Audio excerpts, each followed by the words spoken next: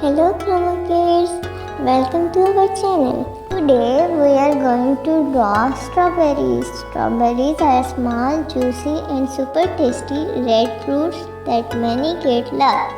They are heart-shaped and covered with tiny little seeds on the outside.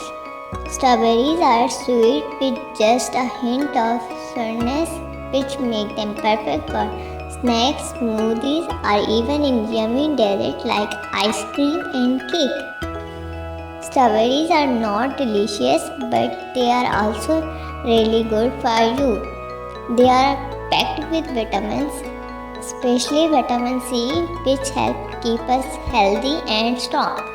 Strawberries grow on small plants close to the ground in the spring and summer. The plants are full of bright red strawberries ready to be picked. Many animals like birds and rabbits also love to eat strawberries. So, whether you are eating them fresh, making smoothie or adding them to a treat, strawberries are a fun and healthy food that kids everywhere enjoy. Thanks for watching. Please like, share and subscribe for the more videos.